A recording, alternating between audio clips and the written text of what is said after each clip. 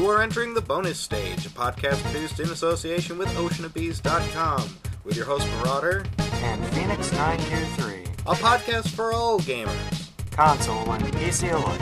Welcome to Bonus Stage.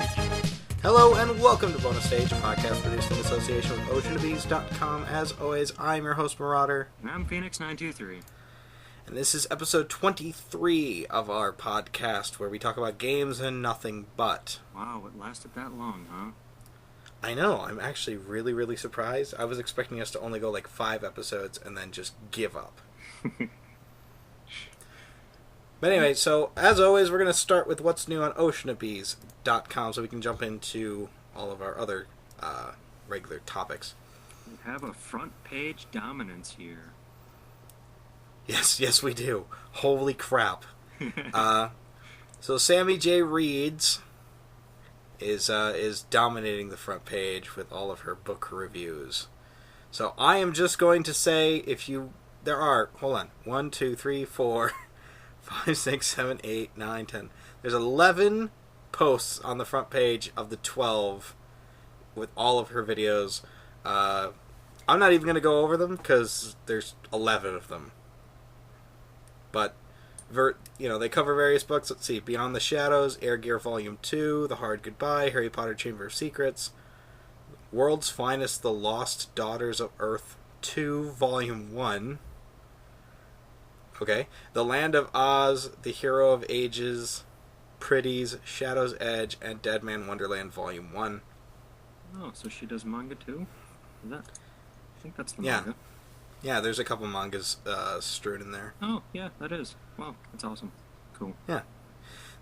So if you guys are interested in any kind of book reviews, or if those titles pique your interest at all, go check out the corresponding review.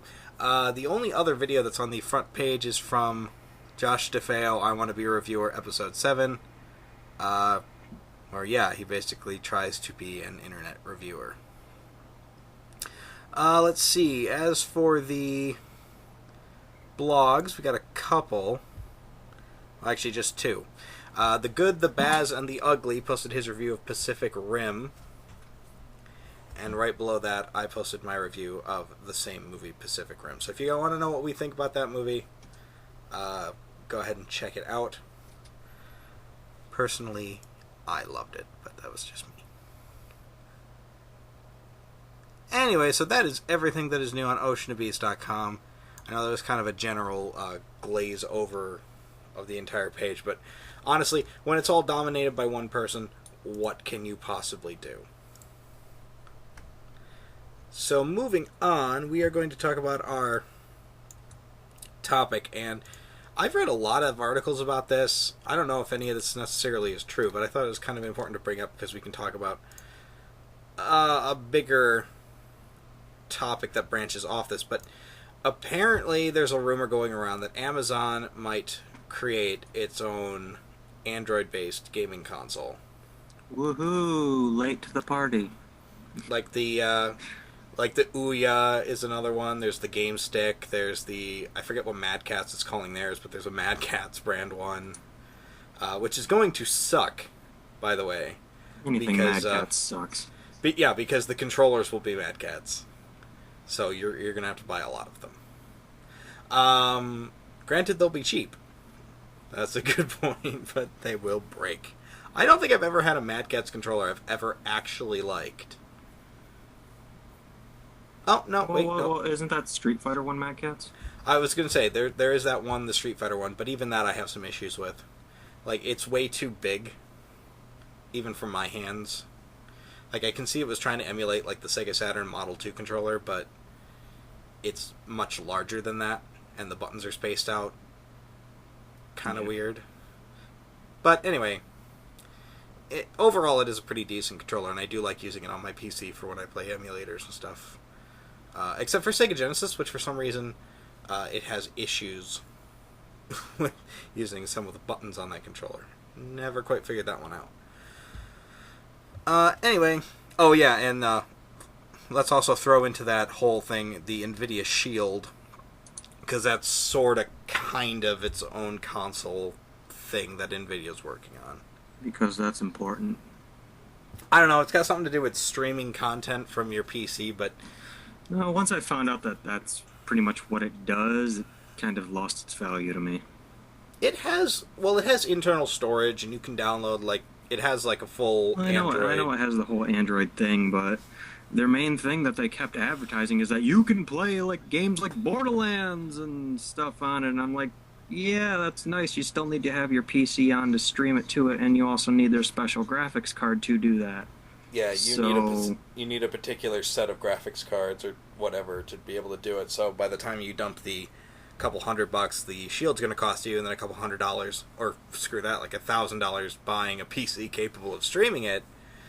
It kind of loses some of its flair, I think. Yeah. But anyway, this is Amazon making a game console. Just all these companies are jumping into this space with all of these Android-based whatnots and who's it, what's it's. I don't even know. And it's just, I'm gonna get a lot of flack for this, I'm sure, but it feels like the whole industry is gonna just crash eventually. Like, there's just gonna be so many different ways to play games that It's just going to be way too much saturation. yeah. Just absolutely way too much that people actually won't know what to do.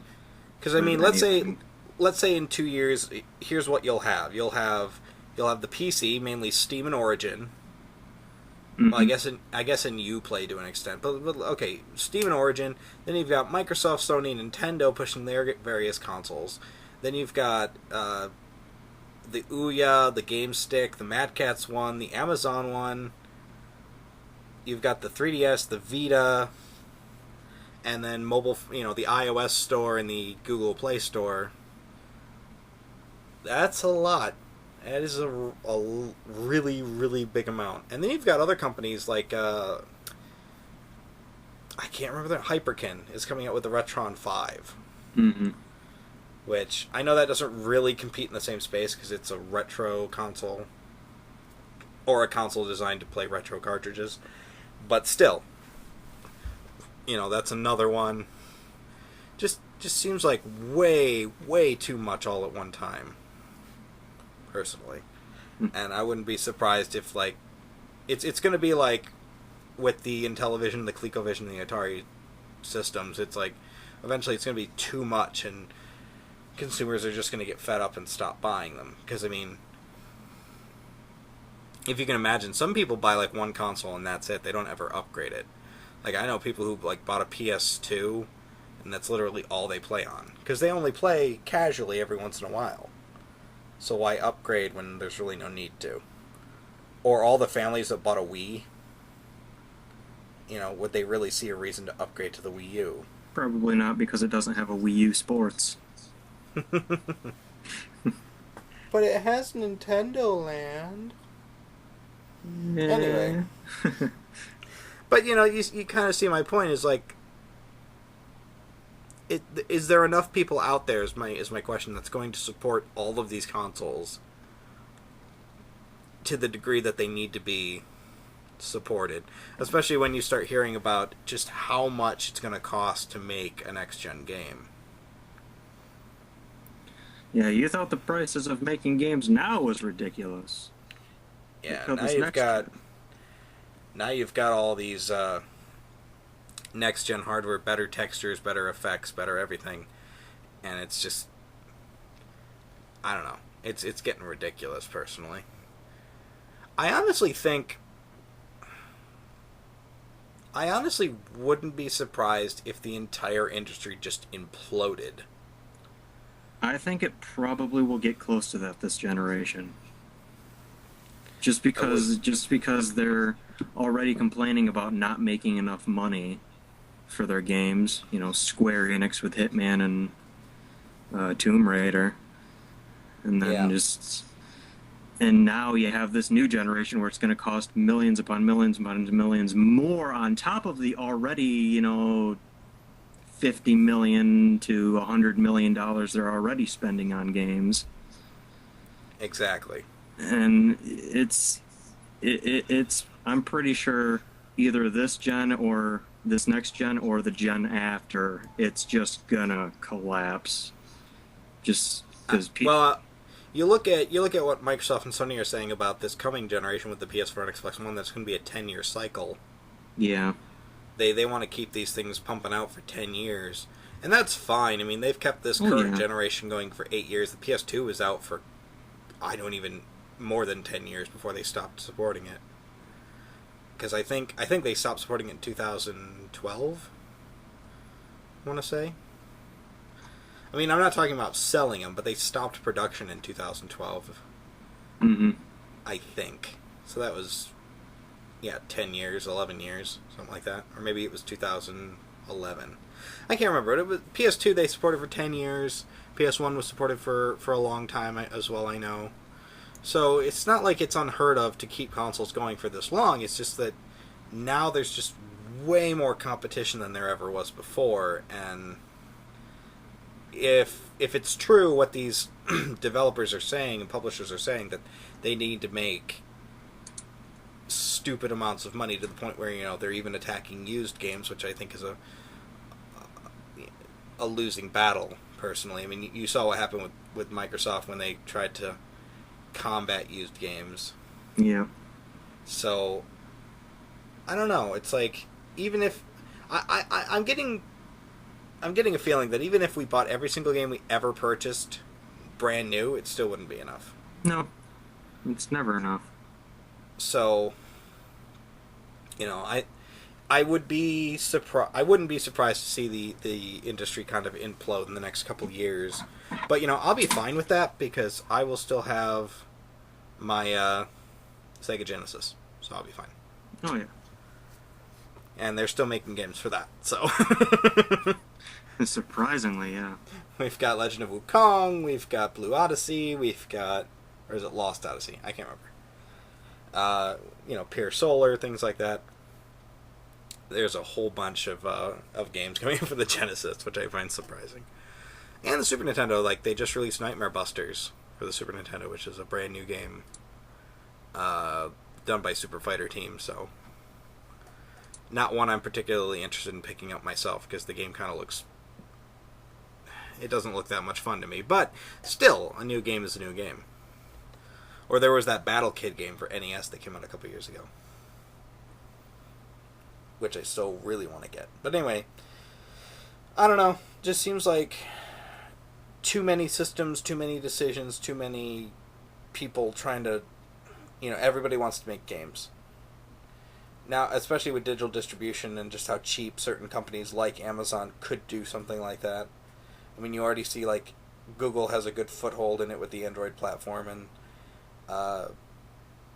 the Apple iOS and stuff. And Amazon is a logical competitor because they have their own app store. Yep. So... They have to just integrate that and they're good.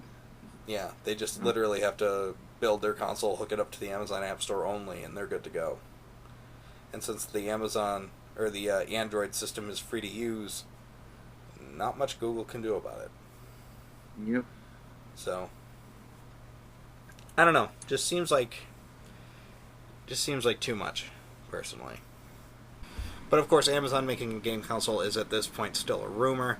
But I'll have a post to the article down below, and you can make your own minds up. But I think I thought it was just interesting because there's all this news coming out about all these companies making various game consoles, like I was talking about earlier. All the Me Too's. Yeah. Everybody trying to jump into the space, and I don't know. It just seems like a lot. But anyway. It's definitely not used games. Yes. Now, the next thing we're going to talk about, and this isn't even really an article or anything, but this is just something that I know Phoenix and I are excited about, so why not make it a segment? For anybody who's listened to this podcast for any amount of time will immediately know what I'm talking about. Payday 2's beta got released. Yeah! I know, so excited. It's been out at this point for a couple weeks. And I've played a couple hours of it so far. I've got 32 hours into it. Into the beta? Yep. Okay, wait. I gotta bring up my... I'm nowhere close, I'm sure. let me just bring up my library and see. Okay, Payday 2 beta. Okay, 9 hours. But you know. So, about a third of what you do, not even. Yeah, I kind of like Payday. It's a great game. Nah, it's just I generally hop on and see if any of my friends are on, and if they are, I just join their game, and there we go. Although I kind of stopped playing because the release for Payday 2 is in, what, 4 days? Yeah, it 4 comes days. out the 13th. We're recording as of the 9th of August, so yeah, 4 days from now it will be officially out. Phoenix and I are huge fans of Payday. We've done pretty much everything you can do. We even pulled off the Overdrill achievement in Payday 1, which is... The original Overdrill achievement, where the gist of it is that you needed to have the 4 gold 145 plus masks, meaning you had to beat the original 6 heists on 145 plus difficulty, which is the hardest and most brutal difficulty the game can hand you. It borders on unfair. To get those masks. Then you had to stand in a particular position within the First World Bank, I guess, entryway to the vault. I don't know what that specific room is called. Which will then unlock the shutters to the secret vault, which it takes 2 hours to drill through. Literal, real-world 2 hours. Yeah, 120 minutes of actually standing there.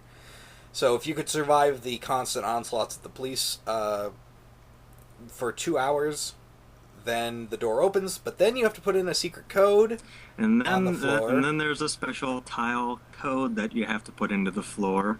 And if you screw up, poison gas fills the room and you cannot do it anymore.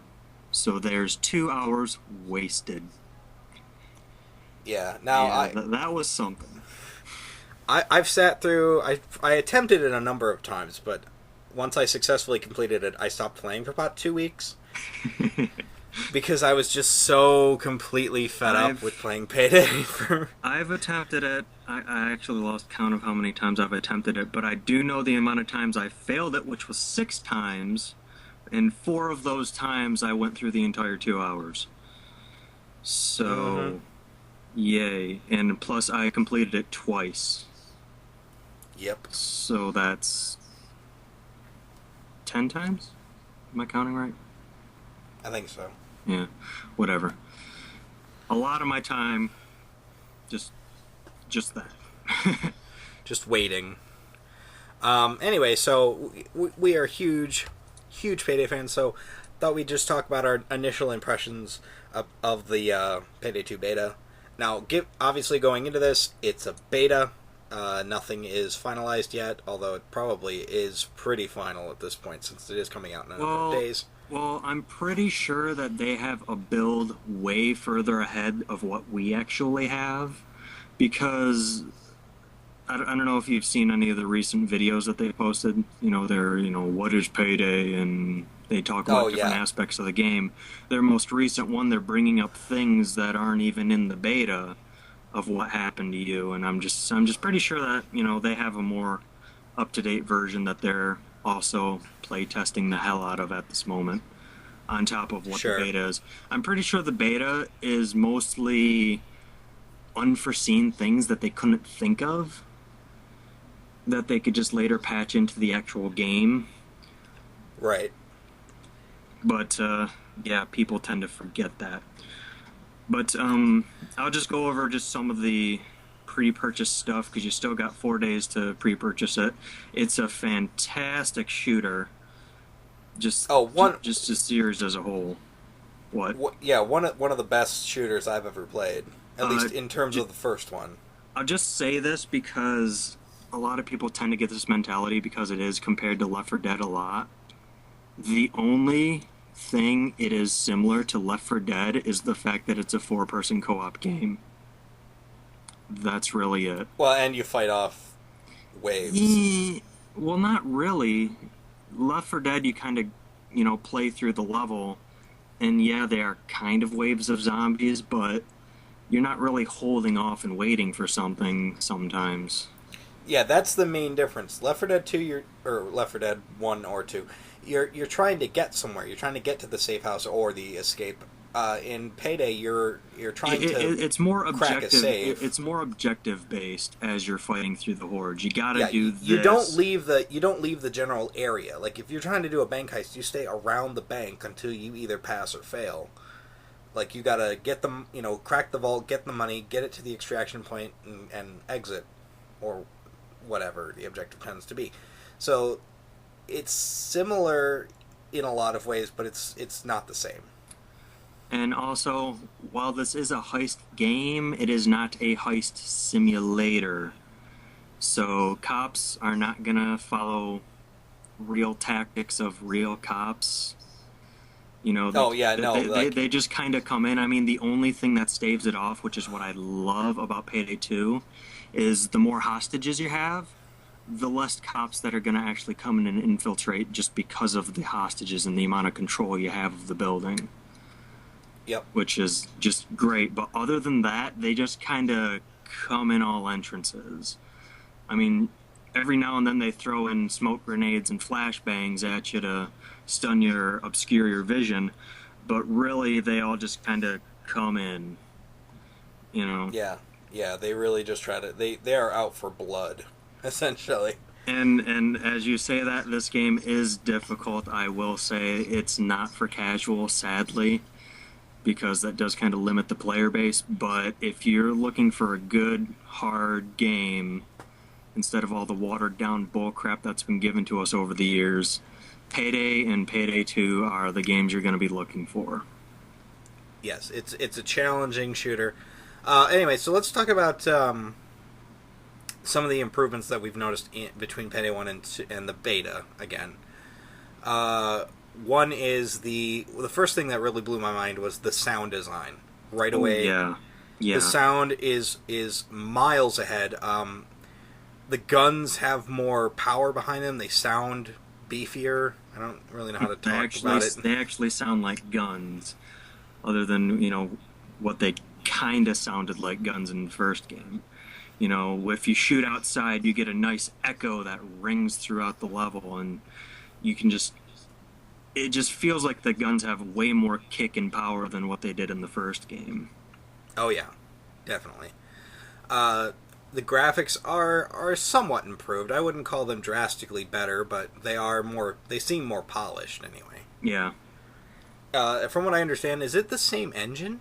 Yep, it is the same diesel engine, but I think it might be an updated version of the diesel engine. Right. It looks a little bit sharper. The colors are a little bit better. From what I've noticed, the character designs, at least the models, look a bit better. But, nothing drastically different. The inclusion of stealth. Oh yeah, stealth plays a much bigger role in this game than in the first game.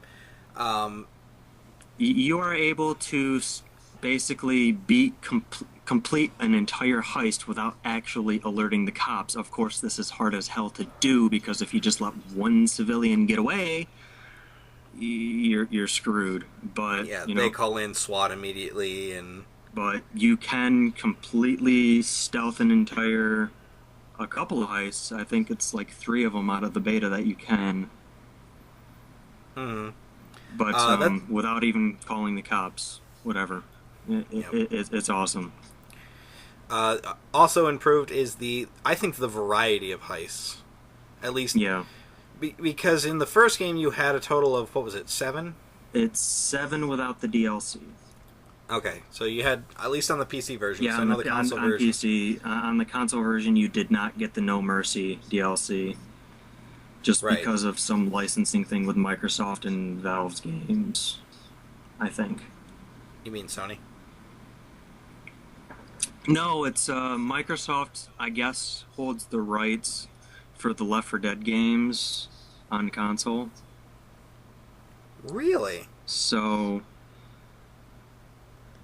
So I don't think that they were basically allowed to have a Left 4 Dead themed map because it might have breached Microsoft contract. I mean, I don't know the ins and outs of for one reason, but I think that's kind of what it was. For Because one reason or another, the No Mercy map, which ties in loosely to Left 4 Dead, never showed up on the console versions, or console version on the PS3. yeah, So, yeah, there was a total of 7 plus the 2 that you got in the DLC. mm-hmm. 2? Yeah, Yep. so total of 9 on the PC version. Whereas on this, I think in the beta, there's like 5 or 6 different ones you could do, but they said in the final version you're supposed to be able to do like 50 plus. Well, that's probably after DLC. They made an official announcement that on release there's going to be 17 heists. Within those heists, there's going to be several day-long maps, like the Watch Dogs mission is a 2-day heist, where you'll go through one map, and then you continue on in the next. And based on what you did in the first map, it influences what happens on the second map.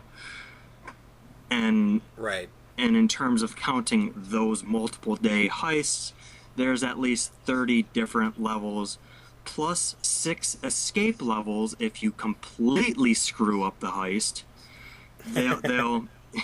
They throw in these extra escape levels where you're just basically getting the loot from point A to point B, escaping the cops. I've only experienced this twice, and I've only experienced 2 of the maps. One of them being a parking ramp heist, and then the other is a highway overpass. But Okay, I never did the highway overpass one, but I do remember the parking lot one. yeah, but there's tons of random variety within each heist. Things change from heist to heist. No 2 times you'll play will be the same. Just because of camera placement, guard placement, doors can be in different locations, things like that. The whole building can be swapped around. Yeah. I know the bank. One of the major ones you play in is, of course, a bank heist, but the security room that you're supposed to get into if you want to do it stealth is always in a different location. Which brings up another great plus the game has. You get money, obviously, when you complete these heists, and you use the money to upgrade your various equipment or skills or whatever. You have various skill trees you can branch off into. But one of the best things I found was you can actually buy certain assets for Yep. the heist before you start. So when you're all geared up and ready to go with you and your friends, you can then say, okay, do we want to pay an extra $1,000 for an ammo bag?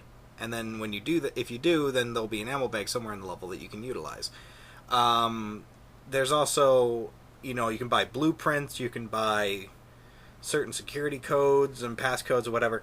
So you can actually help yourself out quite a bit if you're willing to spend the money. Which is one thing that really bothered me in the first Payday game, was you're gaining all this money, which is used to level you up, but you have outside nothing of to that, do with it. yeah, outside of leveling, there's nothing really to do. So it'll tell you how much money you've accumulated, but it doesn't really matter. Like once you hit level 145, or no, what is it now? 193. 193. Yeah. Yeah, once you've hit level 193, it pretty much becomes pointless. Actually, it does become pointless. At least this way, you have other things you can spend your money on. There's a whole bunch of new weapons and equipment upgrades and modifications you can do to your guns, and really just customize the crap out of this game. You can even customize your mask the way you want to look. Yep, the mask customization is completely new. In the first game, you just get, static masks. You can't really do anything. But this one, you can actually craft your masks however you want, based on material templates, pattern designs, and color designs that you earn after completing heists within the Payday loot system at the end of each heist. Mm-hmm. Yeah, there is so much to do in this game. It's ridiculous. So yeah, it is, from what I can tell, at least in the beta, it is a good step forward. It's not drastically different, at least not too drastically different that it's alienating. They didn't go in and alter everything. Like, the controls are basically still the same, and the objectives tend to be about the same. Bank heists and jewelry heists and whatever, and you got to get to the extraction point, that kind of thing. But there's so much more variety. Well, there's one major gameplay change, and that's the fact that when you take major loot, say in the jewelry heist, there's necklaces, watches, whatever, you basically stuff them into a bag on your back, and then you have to carry them to the escape van and throw them in the van. You don't just automatically pick them up like what you did in the first game. So if you get too greedy, it can kind of screw you over if you want to get that extra bag. But once you meet the minimum requirements to beat the level... Oh, that's true. To beat the level, then you can just leave if you feel like you need to. But there's more than what's, the minimum is. So if you're a bit too greedy, it could help or hurt you, depending on your status while you're playing. Yeah, that's another thing, when you are carrying something, be it a drill you need or a bag of money or what have you, it actually weighs you down so you move a little bit slower, but it also puts your cursor at an angle, so the entire camera will shift slightly to one side. And it's a very interesting mechanic because it doesn't hamper you as much as you would think it would, but it's enough that it's a little off-putting. Yeah. It's a little unsettling. Another thing that I like is the ability to pick up and throw certain things, but also, like you said, to accumulate more than necessary. One of the missions was to move, like, bags of Coke or something. Yep. And when you got to the drop-off point, the guy only needed 4 bags, but you've carried 8 or 9 at that point. They give you 9 during that mission. Right. So you've got, more than double what you need. Well, if you can wait around for him to come back, you can then throw the other 4 or whatever into the boat and let him go away, and then you get more money at the end of the mission. But in order to do that, of course, you have to keep playing. You have to stay behind and face the harder wave that's coming. Each wave upscales in difficulty too. Right. And of course, there's still the mechanic of limited ammo, limited health. There's actually more limited ammo in this game than in the first game, because I never really felt like I was, running out of ammo in the first game. Yeah. But in this game, I feel that they really fixed that and made it more vital to keep ammo around. Place your shots. Be conservative. You don't want to waste anything. Oh, they got rid of the crosshair. Oh, That's another big thing, was there's no crosshair anymore, but there is a hit indicator. So when you hit somebody, you'll know. Which I don't mind that at all, because I never really paid attention to the crosshair. And plus, both me and you like Killing Floor, and that game doesn't have a crosshair. So yeah, we're kind of used to it. Yeah, once you kind of know where your bullets are gonna go, you can just kind of guesstimate. Of course, you can iron sight everything, and you can add scopes and various zoom lenses and whatever onto your guns. So you can work around that if you want. But the hit indicator is a big plus. I really like that, because half the time in the first game, I wasn't even sure if I was hitting somebody. Yeah, there was no visual feedback that you would see immediately in the first game. Yeah, except now you get a little indicator, a little, like, X when you hit them. So it's like, oh, okay, I know I hit that guy. But yeah, overall, a great upgrade to the original game. It keeps its uniqueness. It keeps what makes it fun. It's random elements, and it's 4-player co-op, and everybody, working together to complete all these different heists. That's what really makes it fun. I mean, the single player is fine. I mean, it is just the multiplayer with just you and some AI bots. But I mean, the real fun comes in jumping online, grabbing some friends, and trying to work out a heist. It's way more fun than... I like it better than Left 4 Dead, because Left 4 Dead, you're just kind of running and gunning the whole time. Not to say I don't like Left 4 Dead, because I've put hundreds and hundreds of hours into Left 4 Dead. Yep.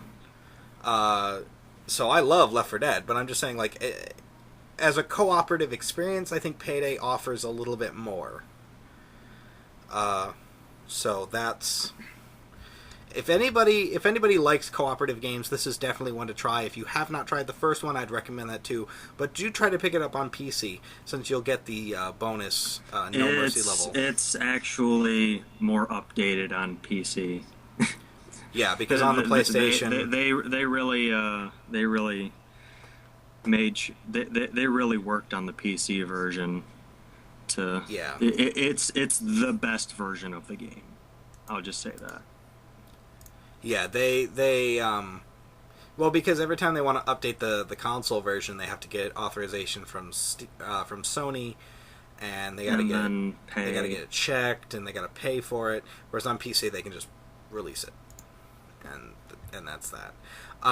So yeah, like I said, anybody who's interested in cooperative games like that, Payday and Payday 2, definitely wants to try out. It does come out in the next couple of days, and if you pre-order it, you do get a couple of bonus items, like another mask, and you get this. Do you get the soundtrack? That is only if you buy the Career Criminal Edition. There's 2 editions. There's just the Standard Edition, and then there's the Career Criminal Edition. I'll just go through everything in it, whatever. If you just pre-order the Standard Edition, you get a unique red dot sight modification, a unique skull mask, unique pattern that says I love overkill, a unique color pattern, which is black and red, and a bundle of in-game cash, which, if I remember, they just give you 50 grand right off the bat, instead of having to earn that. And in the Career Criminal Edition, you get all that, plus the first DLC. Actually, I think they actually announced the first DLC if you just pre-order it. You get the first DLC for free anyway. Yeah. Okay, so you get the first DLC either way. Huh. That's weird why they don't put it on the loot bag. Well, whatever. You get the first DLC if you pre-order it. You get the loot bag, which is all the stuff I just said.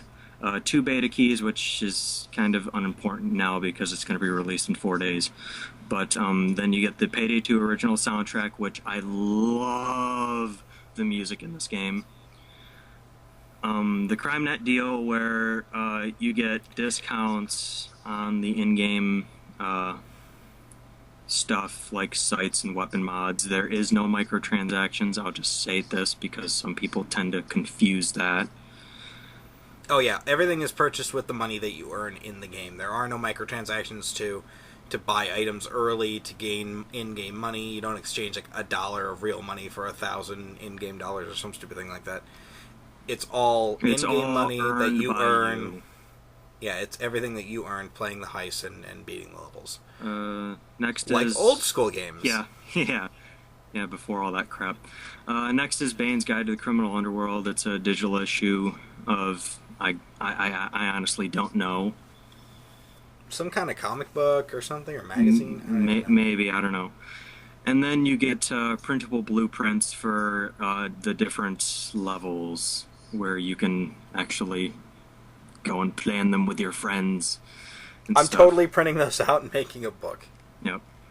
But that's all that you get with the pre-order stuff. Make sure if you do get the Career Criminal Edition, I mean, there is an upgrade for it, but I've heard issues with it. So if you're going to spend the $50 for it, spend the $50, but the regular edition is $30. So, hey. Yeah, I pre-ordered the $50 edition, or the Criminal Edition, as soon as pre-orders popped up. I did it day one. As soon as I heard it was up, I didn't even hesitate. And that was a couple months ago, so... so, again, if anybody's interested in the game, check it out. It is one of my personal favorite games, probably one of my favorite games of all time. Well, definitely one of my favorite games of all time. So, if you're a fan of co-op shooters or shooters in general, it's definitely one to try. And if you don't want to spend that much, just wait for another summer sale or Steam sale and grab the first game, which is also very, very good. Yep. Anyway, so enough gushing about our favorite games. So now let's move on to what we've been playing, where we talk about what we've been playing. So who wants to start? You want to start, or should I start? I can start. All right. It's pretty much everything is in my Steam list. I don't think I've played anything else extra, so I can just go down what I've been playing. The first thing that I've been playing, I'm just going down alphabetically based on my categories, is Dust and Elysian Tale. I'm not gonna continue on. I'm just gonna say, get it, get it, get it, get it. Okay, all right, okay. Get it. All right. It is I know. an experience that I think no one should ever miss. It is just amazing. That good, huh? Yes. It is up there in terms of my top games. And I believe it's only $15. All right. Well, So, yeah, $15. Completely worth it. I actually feel a little ashamed that I actually only bought it for $10 during a 33% off Steam sale. Just because I feel bad for not giving it that extra $5 just because of how good it is. And then, well, that's good to know. Yeah, no, it's just great. Get it. That's all. Buy it. Yep. Next is Sonic and All-Stars Racing Transformed. I've put more hours into that game. It is by far one of my favorite kart racing games. I know you like the first one more, but I prefer the second one. I'm learning to like the second one more, because when I first bought it on my Xbox, I didn't care for it very much. I liked it, don't get me wrong. Yeah. I really, really liked it, but there were certain things about it I just couldn't wrap my head around. But since we've been playing it competitively over Steam, I've gone back and started playing the campaign again to get a little bit better at the maps, and I'm learning how to play. Because it is a little different than the first game. I mean, it's still got the same drifting mechanics and the same basic idea, but there's certain shortcuts you have to know, and there's certain super pickups you got to know the locations of, and things like that in order to really truly be competitive. And I'll just say this: the AI in this game is brutal. There's no way around it. There's no rubber banding at all. There's no rubber banding AI. But to make up for this, the AI is hard as hell. You have to earn each place you move up. And I just find it so much fun. It's really fun. It's one of the few racing games where when I get third place or something, I'm just like really, really happy.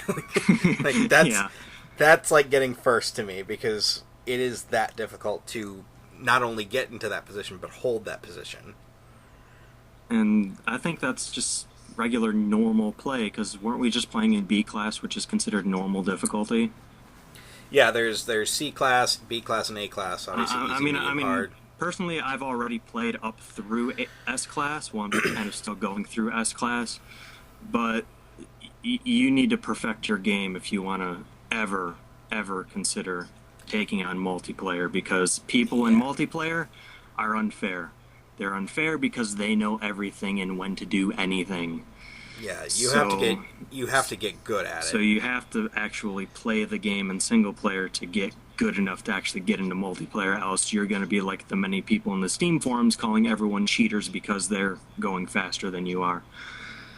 So you have to learn how to start boost, you have to learn how to hold boosts, what boost chains. Yeah, how to chain, how to use risk boosting. Basically, go as fast as you can and try to keep going as fast as you can, is essentially the name of the game. Well, that's how every kart racer, but this one definitely, it's a challenge. Yeah, but there's no moment where you can like not be boosting. Yeah, it's not as bad as, say, Mario DS, where there's all that snaking in Mario Kart.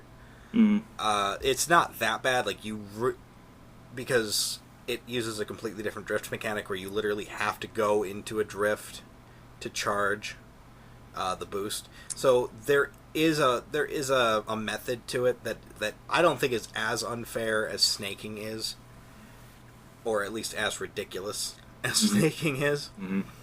But yeah, it is something you have to know how to do in order to even be mildly competitive in that game. Yep. And but still good. But still good. Yeah. Oh yeah. If you want a good kart racer on PC, especially, I know there aren't a lot of them on PC. This is one to look at, and I think it's one of the better kart racing games to come out in a long time. Yep. Personally, I know. Get your pitchforks ready. I think it's better than Mario Kart. And I agree. But if you want another kart game to play this. Yeah. It beats out Sonic R by a long shot. Everything beats that. Can you feel the sunshine? They should just have that track hidden in there somewhere just to piss everybody off. Anybody who knows it. Anybody who knows what that is and suffered through it like I did when I was a kid. Mm-hmm. I don't mean to go off on an offshoot, but I still remember that when my cousin gave me his Saturn, and he had Sonic R, and I had never heard of the game before because I'd never owned a Saturn, and so that was the first game I wanted to play. It was like the Sonic game on Saturn, and I'm expecting it to be like, I thought it stood for like Revolution or something, or. Mm-hmm. And so I popped it in expecting like a Sonic game, and you get a Sonic racing game, but it's like one of the worst games ever made. Like, it's barely a game. But on top of that, the music is the most memorable part because it is so bad. I don't mean to be mean about it, but I mean it's really, really out of place. Mm. And the controls are horrible. The game looks like crap.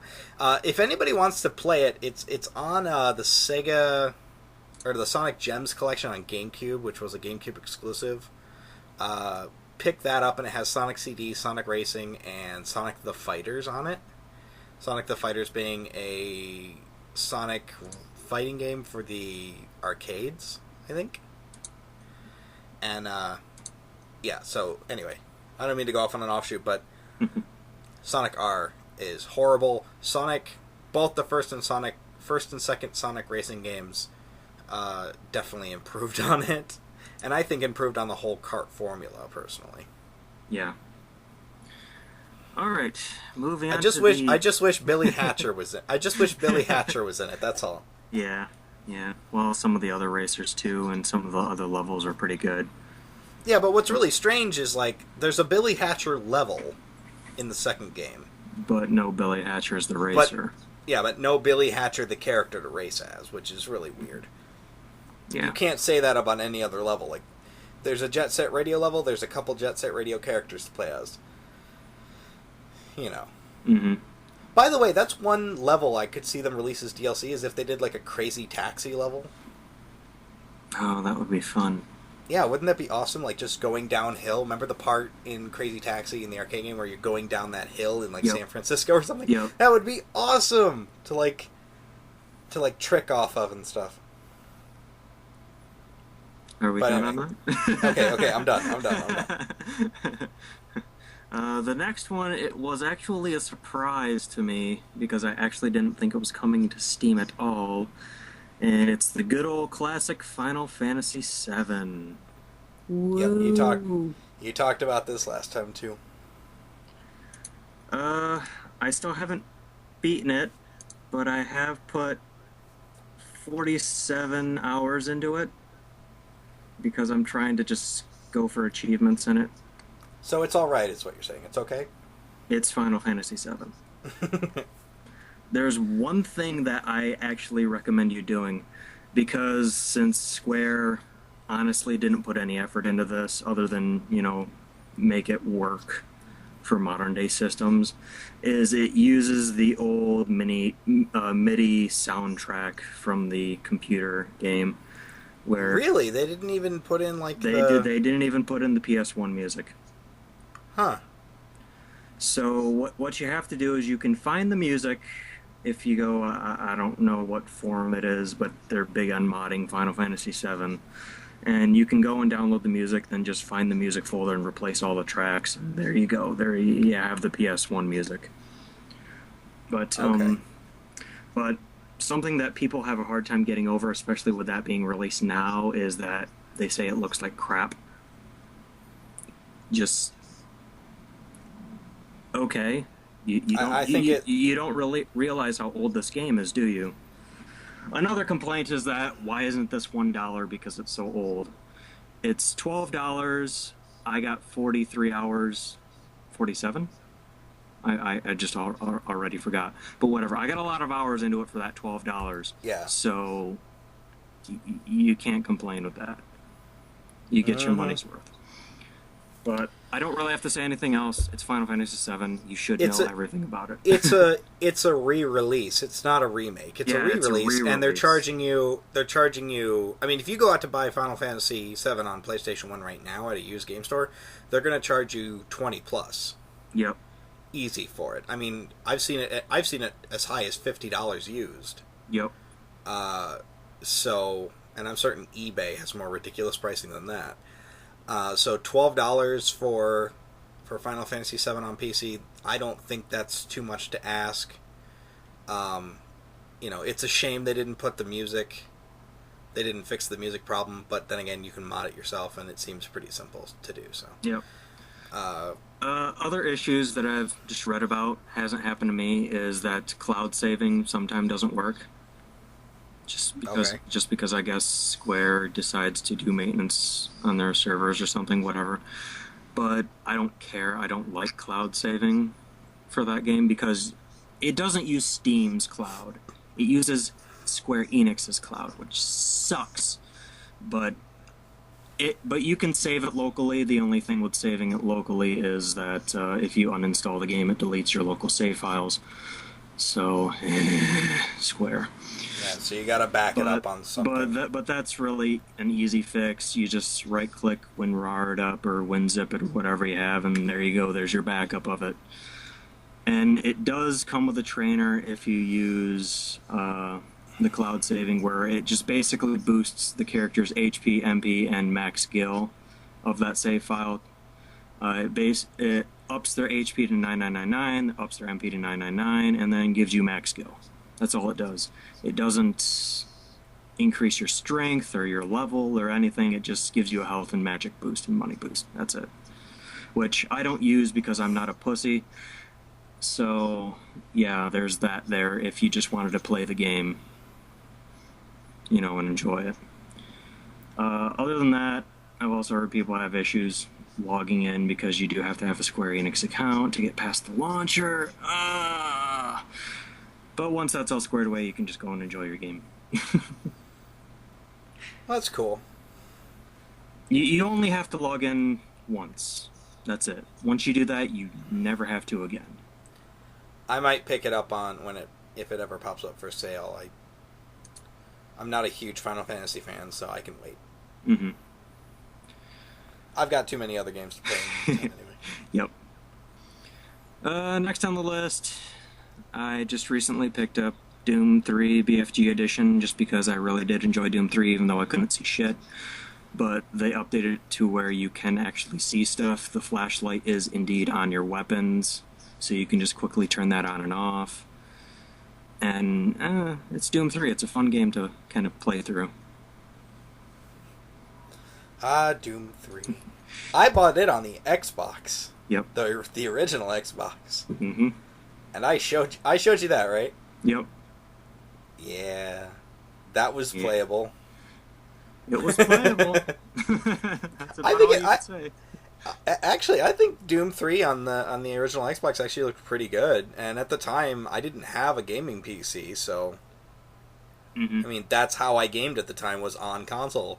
So the fact that I was even able to play Doom 3 at all was fun. And I didn't mind the whole flashlight thing, because they mapped it to the white button. So you just tap the white button and it swaps back to whatever weapon you were holding before you swapped to the flashlight. Mm-hmm. So I got through that game pretty easy. And I enjoyed the co-op mode they added into it. Yeah. Yeah, that's one thing the Xbox has over the PC version, is that you get the co-op mode. That's one thing I kind of want to do one day, is like buy another copy of that somewhere, and then hook up my 360 and LAN it to my Xbox, my original, and then we just play co-op. Mm-hmm. That'll be fun. But I mean, that would be a pain. That would be an experience. Yeah. And just the last two games, One that I just picked up because of a recent sale, which is Duke Nukem 3D Megaton Edition and Shadow Warrior Classic Redux. Did you grab that when it was free? There's major differences between the free version and the other version is still free, but it's not OpenGL. You're running it through DOSBox, and you do not get the expansion packs with the free one. Oh, okay. But if you buy Duke Nukem 3D Megaton Edition, it's OpenGL. You get all the extra expansion packs that came with it, like Duke It on DC, Nuclear Winter, and Caribbean Life's a Beach. And same with Shadow Warrior, you get Wanton Destruction and Twin Dragon expansion packs. And that's also OpenGL as well, so it works on modern games without the need of emulation whatsoever. And they're the good old run and gun toilet humor type games. You mean they're like what Duke is supposed to be and what people Duke apparently didn't recall what he was before Forever came out? Yeah. Yeah. Whatever. I will stand by Duke Nukem Forever. That was a good game. Oh, it was a good game. It was exactly what I expected it to be. Yeah, so was it a great game? No. Mm-mm. It was borderline, it was fun. It was an average game. That's what I expected, but all these people at the time that were complaining about, like, oh man, he just does nothing but make stupid pop culture references. Stupid one-liners and toilet humor, and... Have you never played the original? I don't think so, because you wouldn't be saying that. Yeah, it's like, I remember what Duke Nukem was like. Uh-huh. I actually have the original CD, too. It's the collection thing that has all the Duke games plus another game on it from 3D Realms at the time. So, yeah, I know what Duke was. I know exactly what it was, and he was exactly like that in Forever. Yeah, so stop yelling about stuff you apparently know nothing about. Exactly. Anyway. And just a short plug, Hidden Source Beta. It's a free mod for Steam. Really fun. I think I've plugged it before. But yeah, we've talked about Hidden before. Yeah. If you want a good griefing game, that's your game. Because it's just great. Other than that, yeah, that's everything that I've played recently. Let me check my games folder to make sure. Yeah. Oh, no. One PS2 game is I started digging back into Persona 4. Although I kind of stopped again for some reason. Because Final Fantasy VII. Yeah. Because of that. And Payday 2. And Payday 2. God damn. Everything is just pushing it back. But Persona 4, if you haven't played it, it's awesome. One of the best games I've ever played. I've probably talked about it before. Yeah, I'm pretty sure I have.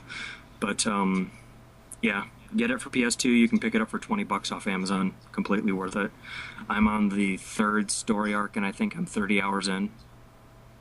Maybe less than that, but still it's a lot of hours just for that. And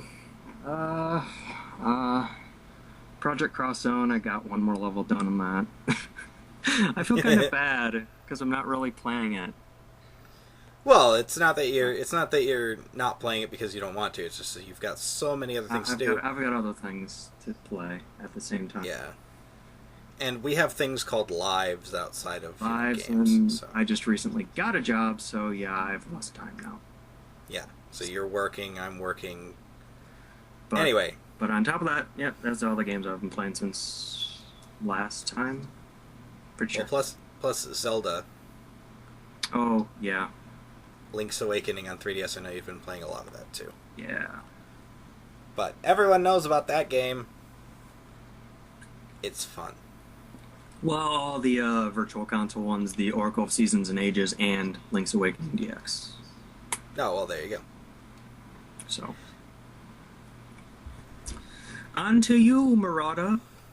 Okay, one thing I want to bring up that's not really a game I've been playing, but just something I want to mention, is Club Nintendo announced their gold and platinum prizes for the end of the year. So basically how this works is anytime you buy a Nintendo product, be it a console or a game or whatever, and maybe not even a Nintendo game, because I know a lot of Sega games do this too, but if you buy them on Nintendo consoles, you get some sort of code, and you go on their website, you enter the code, and you accumulate Virtual coins. Yeah, like virtual coins that you can then redeem for specific Nintendo prizes. And I've been doing this for a while, and I've just started it recently. Yeah, if you reach a certain threshold before the year's end, which ends, I think, in July sometime, which is weird, but whatever. Yeah. I think they do that just so they can get it to you before Christmas, as kind of like a Christmas present to yourself. But you can then spend the coins on various items. Well, at the end of the year, if you accumulate a certain amount of money or a certain amount of virtual coins, you will get to choose a special prize. And there's 2 levels. There's gold and platinum. I think gold is 300 coins and platinum 600 coins. Yeah. But I hit the platinum level, so I had a choice between something like a bunch of posters and the Majora's Mask 3-disc CD soundtrack. And, of course, I didn't even have to tell Phoenix what I picked because he knows... I just basically said you got the soundtrack, didn't you? He knows I'm a sucker for game soundtracks. So, yeah, I got the soundtrack. I'm excited as all. Only problem is, I've never played Majora's Mask. I gotta get you to play that. But here's the thing. I want to play it on the original console. Do you have the game? No. Oh. That's my problem, is like, if I went out to... Because when I had a 64, I didn't have a job, so all the games I bought were just what I could find, for a couple bucks, and so, like, I think I bought Ocarina of Time off a guy at school for $10 at the time, which I still think is a fantastic deal. But, so Majora's Mask just kind of flew over my head. So I want to go out and get a copy of that at some point and sit down and play it, because people often tell me it's the best of all of the Zeldas. It's better than Ocarina of Time, in my opinion. Yeah, and a lot of people even say that it's better than Ocarina of Time, which is hard to do in my opinion, because I loved Ocarina of Time. I barely finish Zelda games, so that was one I actually finished more than once. So, and it's one of the reasons I actually picked up a 3DS back at launch, was just to wait for Ocarina of Time 3D. Anyway, so just something I'd mention. If you guys have, 3DSs or Wii's or Wii U's or any other Nintendo systems or games, sign up and start getting coins. All you got to do is do a short survey, which I literally get through in a couple seconds. It's literally like, what did you think of the game? And I type in, it is fun, go. Like, it's not in depth. You don't have to think about it too much. Mm-hmm. Sometimes if I like the game a lot, I will, like Xenoblade Chronicles or something like that, where it deserves a little bit more in depth. And I'll just say also, every month they come out with new rewards that you can redeem your coins on, which right now they have Mario Golf for 3DS, Brain Age Express Sudoku for 3DS, Wario's Woods for Wii, and NES Play Action Football for Wii. And you get these games completely free if you redeem your coins for them. So. Yeah, you can either redeem them for, like, physical objects and things, or... Yeah, there's a bunch of other physical things that you can redeem them for as well. But I'm just saying, in terms of getting free games for that, that's awesome. I'm thinking about maybe doing a video on that, just all the stuff I've gotten off Club Nintendo.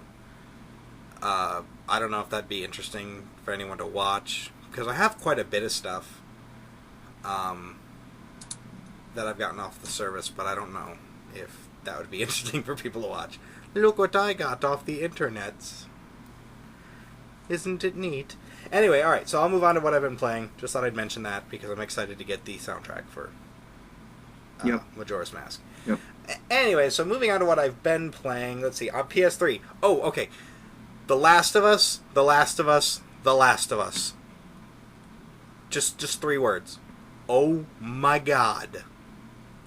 It's one of the best games I've ever played in my life. One of the best games of this generation, by far. It makes owning a PS3 worth it. It makes buying a PS3 totally worth it. I didn't really get into the game until about halfway through. There was a particular moment when the entire game shifted in tone, and it was right after I got out of the city and started really moving closer to the goal. I won't say what it is, but you move closer. But the last 2 or 3 hours of that game, I will never forget as long as I live. It was nerve-wracking. It was exciting. It was infuriating. It was confusing. And then when it all wrapped up, it was the kind of ending that you really didn't see coming, but at the same time you just accept it because of who the characters are and what they've been through and what their temperament is, and you know these people, you know these characters. It's not just, they're not two-dimensional, you know what I mean? Yeah. You really understand the decisions that they make in the last couple hours and why they made them, and oh man, it's just, it was incredible. Just incredible. Anyone who has a PS3 or is debating getting a PS3, now I know the PS4 and Xbox One's coming out soon and blah blah blah blah blah, it's still worth picking up a PS3. I'm not even kidding. There's so many good games on PS3 right now. And this is definitely one of them. Does it deserve the 10 out of 10s that some people have been giving it? I wouldn't, because there's a couple things that still kind of bother me. Mostly in the gameplay department. Like the foraging. Here's one thing that kind of bothered me was, obviously you can scavenge for certain items to craft things that you need. I never felt like I was short on supplies. Now, obviously, this can be remedied by upping the difficulty. I hear that if you play it on the hard difficulty, items don't spawn as frequently. And I'm actually debating going back and playing it again on hard mode, because I played it through on normal initially. Mm-hmm. Which was difficult in and of itself. And the stealth mechanic doesn't work as well as I would like it to. I mean, it's pretty simple. It kind of reminds me of Metal Gear Solid 2, where you can literally take out a guy standing right next to another guy, and they don't notice. You know what I mean? But, yeah. But sometimes it just seems broken, where because I think I talked to you about this, but because of the way the camera is set up, you don't really sometimes see everything that you need to see. So an enemy that you didn't even notice will sometimes just pop out of nowhere and kill you. So there's a couple little things that I did, that I wish were a little bit more polished, I guess. But overall, I'd still give it a 9 out of 10. Just because it was that much fun to play. So, yeah, The Last of Us. Awesome. Good. All right. Go pick it up. Get it. Go. Right now. I'll wait. So, moving on. Let's see, what else have I played? I finally beat Call of Juarez the Gunslinger, which is a game I picked up for $15 off Steam. I think it's also on Xbox and PS3. Or maybe it's just on PS3. I don't remember. But Call of Juarez the Gunslinger. Now, I know Call of Juarez kind of gets a bad rap because the first game wasn't that great, and the Cartel was probably one of the worst games ever made. But they really, really did a lot right with the Gunslinger. Really good Western game that just oozes style and just it has fun with the concept. Basically, the game takes place. This guy named Silas Greaves who walks into a bar one day and he just starts telling stories to all the patrons there while drinking. So as you play through the games, you're essentially just playing through his memories. And he'll make reference to certain things, like they attacked... One thing I liked was at one point he says, well, they attacked me like Comanche Indians or Native Americans. And all of a sudden, you're getting attacked by Indians. And then one of the patrons says, he goes, oh, you were being attacked by Indians? He goes, no, they were like Indians. And then it, shifts back and rewinds, and then you play through it again with actual people or other people. It's just really creative that way. Or there's moments when there was a moment when you go into a mine and you come out the other end and you kill yourself, and then he goes, I knew if I went in that way it would kill me. And so then it rewound the entire level, and so that's when I noticed the ladder, and then this ladder just goes shoom, falls right in front of you.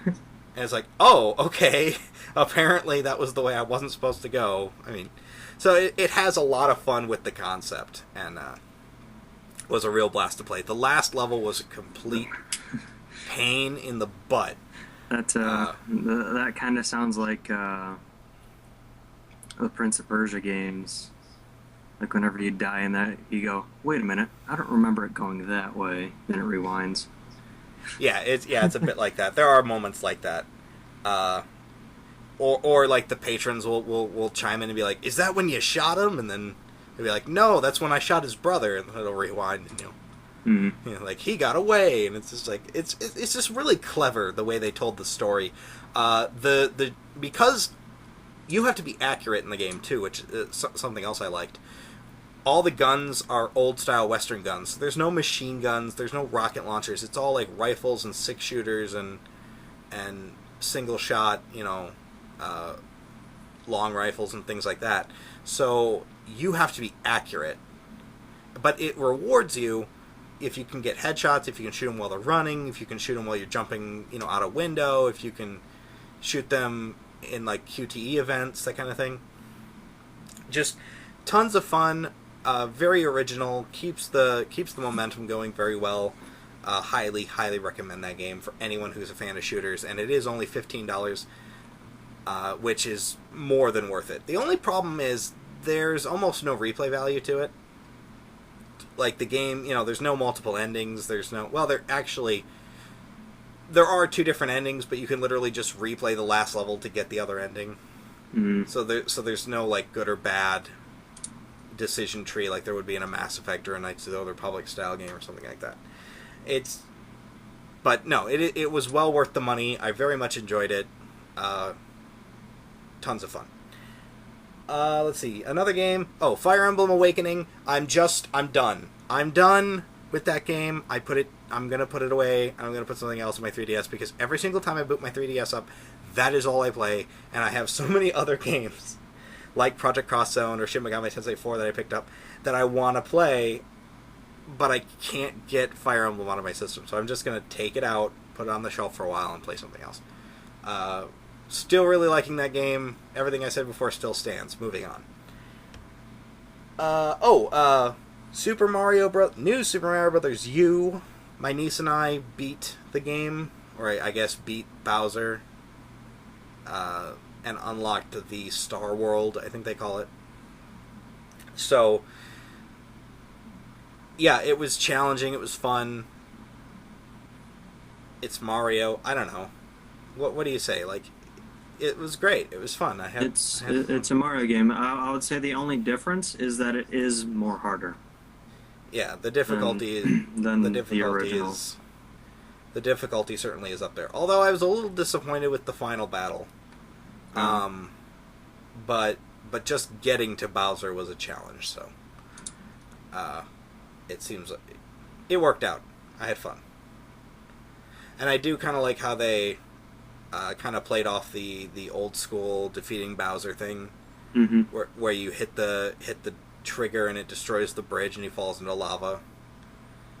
And then it was like, ho ha ha, and then he comes back as this gigantic, massive Bowser character and tries to kill you. Goddamn Magic Koopa. Anyway, moving on. King of Fighters 1995 for the Game Boy. Go figure that one out. This is a game I picked up just because I was curious, and I've played this quite a bit. I'm not a huge King of Fighters fan. I've played a couple of them, but I've never actually bought any of them. But yeah, no, this is a pretty good version on the Game Boy. The sprites move really well. The combat seems fairly fluid. Not as nice as it would be on the Neo Geo Pocket Color or something like that.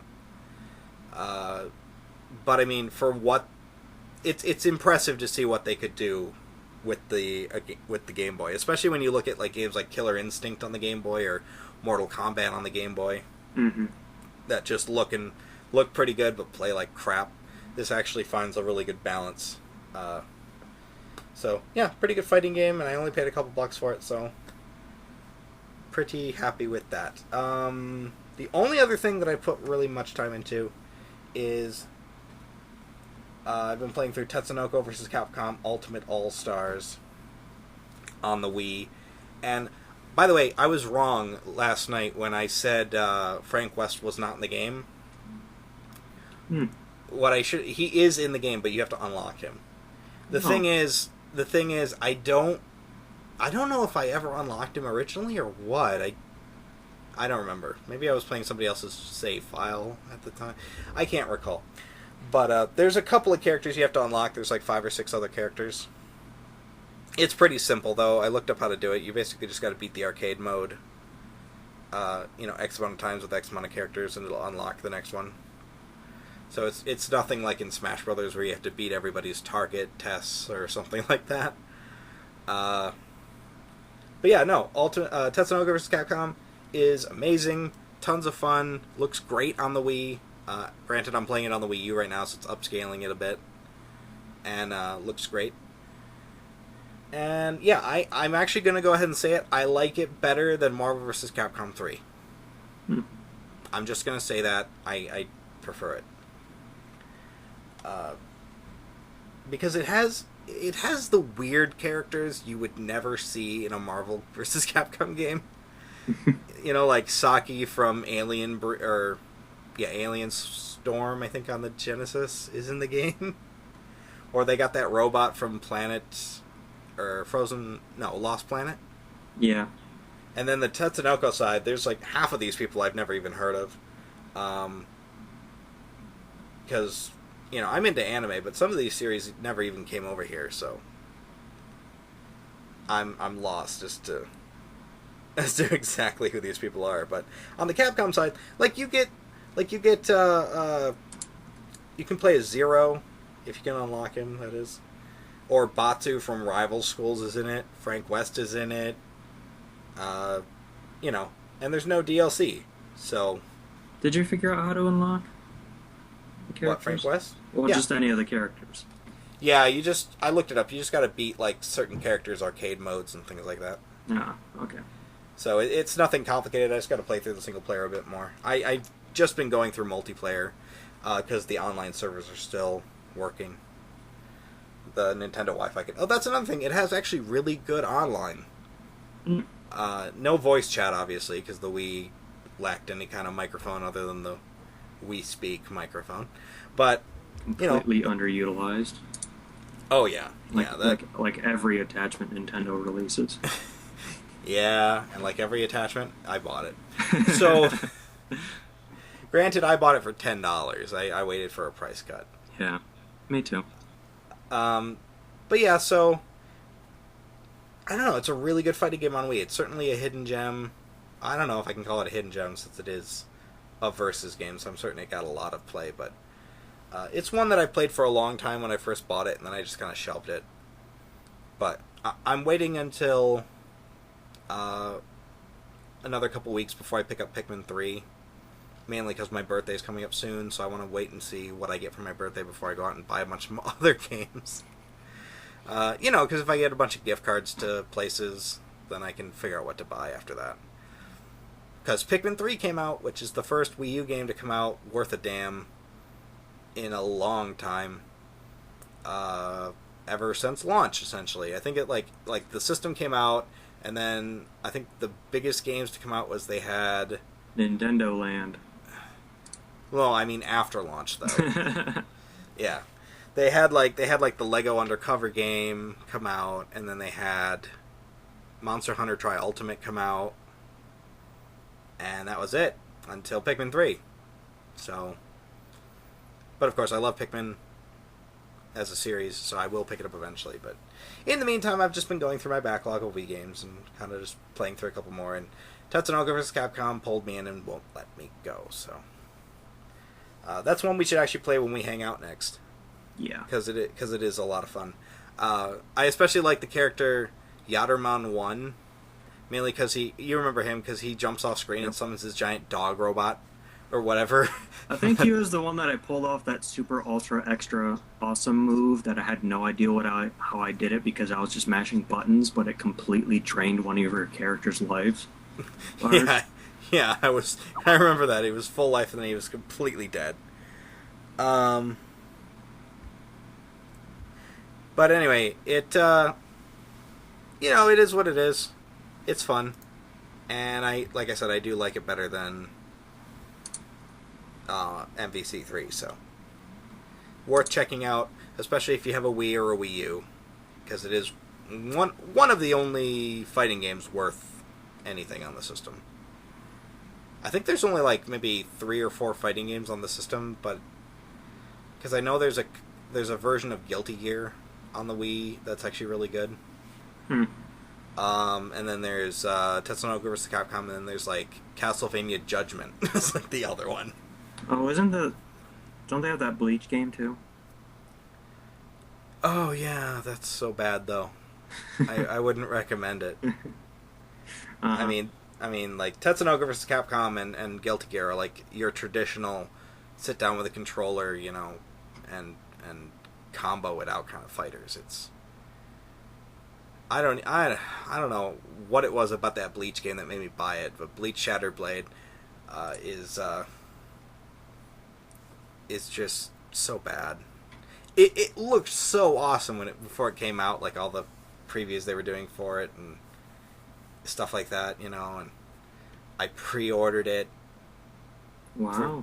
No, I was pretty excited for it, but then I played it for a while and it literally was just swing your Wiimote and pray to God you kill the other person before they kill you.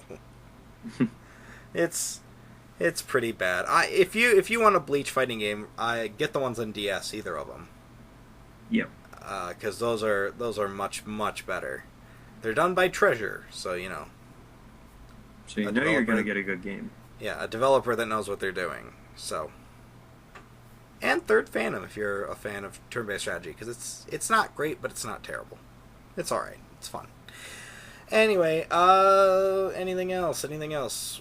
Well, Sonic Racing, but we brought that up already, so I won't go into that anymore. But I played more of that, and Payday 2's beta, but we went through that. Yeah, that's pretty much it, actually. All right. Oh, one more. Hitsune Miku Project Diva F on Vita. Oh! Well, yeah, I played that, but it's fun, whatever. Everything I said before still stands. But the one game I forgot that I started playing. Corpse Party. On the, it's on the PlayStation Network. So you did get that. Oh, yeah, no. The minute I got my $20 credit from Sony figured out. Basically, Sony had this program where if you referred a friend to buy a Vita, you would get $20 PlayStation Network credit. So I knew a friend of mine, Steve, was going to buy one anyway, so I referred him, got the $20 credit, which they sent me an invalid code, and I had to wait like 2 weeks to get it fixed, but whatever. Once I got the $20 credit, I immediately downloaded Corpse Party. And, yeah, it's pretty good so far. Very, it's in the style of a 16-bit kind of Zelda-style game where it's top-down. I won't say Zelda-style, but, the kind of top-down with the characters running on a grid like a Zelda game would be. Mm-hmm. I haven't gotten into the story much. I've only played it for like an hour and a half so far. But the atmosphere is just... The music and sound is great, and the little cutscenes, which are essentially just stills, anime-style stills, do look good. My only complaint is, and this is really minor, because the PlayStation Vita has such a nice screen on it, and so much higher resolution than the PSP screen is, when you play PSP games on it, they look pixelated. Oh. It's I won't say pixelated, because the game has a 16-bit art style to it, so it's already pixelated. But I mean... it looks a little foggy, a little... I don't know how to say it. A little smeared, almost, on the screen. Mm-hmm. Because it's being blown up. past its native resolution. It doesn't make it unplayable. Like, you can still clearly read the text and everything. Yeah. And there's no problems there. It's just something I kind of noticed. It looks a little bit washed out. But, given the fact that my PSP has been in storage forever, which I'm debating pulling it out and just playing some PSP games, because god damn, the PSP was amazing. But yeah, no, Corpse Party, I'm having fun with it. I don't really have much else to say about it. I don't want to talk about it too much, because I know you want to play it. Yeah. Eventually. So I don't want to give any, story bits away or anything like that. Yeah. But speaking of games like that, just for our viewers, The Witch's House is pretty much like that. Oh, yeah. I gotta beat that yet. So that's another good one that I would recommend if you are into the whole horror genre. Yeah, games. it's another 16-bit style, top-down. And it's completely free. Game. So yeah, 100% free. Just Google it, The Witch's House, and download it and play it. It's great. Yeah, it's fun. Really good. I found some of the puzzles to be really interesting in that game. Mm-hmm. So really good puzzles, really good. There was one that I was playing it with LZF, but I had to stop because I got to the point where he was, and he didn't want me to go any further, so he could experience the rest of the game for himself. So yeah, Corpse Party and Witch's House. If anybody's played either of those, the other one would probably be fitting as well. Corpse Party kind of reminds me of a little bit of I'm going to get this title wrong. 9 Persons, 9 Hours, 9 Doors, or something like that. Yeah. Something like that. It's like 9 Hours, 9 Persons, 9 Doors, something like that. Mm. It's a game on the DS, but it's essentially a visual novel, but it's really kind of dark and creepy. I very much enjoyed that, and Corpse Party is kind of giving me the same vibe. So yeah, just something to look into for anyone interested. And that will wrap it up. You I sure? really haven't. Yeah, Sure? I have. Yep. Yep. Haven't been playing much else. I mean, a little bit of Sonic the Hedgehog, a little bit of. There's a game I'm going to be doing a review of pretty soon, but I don't want to talk about what it is until I actually put the review out. So, I've been playing a bit of that to record some footage. But no, that's all I've been playing for fun so far. So. Cool. Yep. So is that everything? Anything else we want to talk about? I believe that's everything. Alrighty. Well. Alright, so if that's everything, then we're just going to go ahead and wrap this up. As always, I hope you guys enjoyed this episode of Welcome to Bonus Stage. Again, I'd like to do a Q&A, so please leave some questions either in the comment section below or on the oceanofbees.com forum in the corresponding post, and we will get to them because nobody else is in line.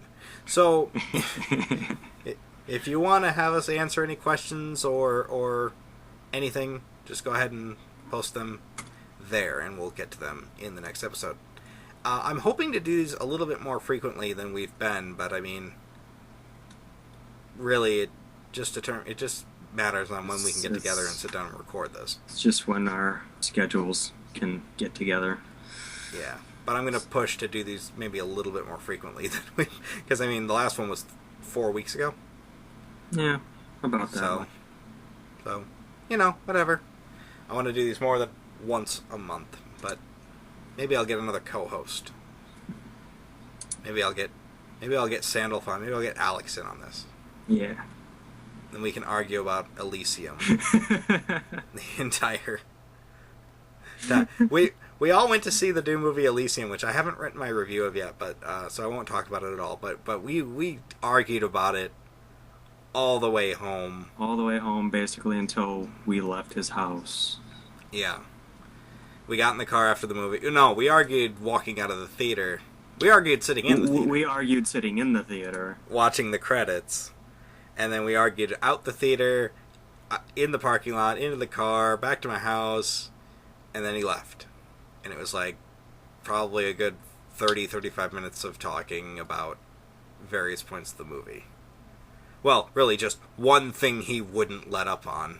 Yep. But anyway, so... Yeah. Anyway, so I hope you guys enjoyed this episode of Welcome to Bonus Stage. As always, I'm your host, Marauder. And I'm Phoenix923. And we'll catch you guys on the next bonus stage.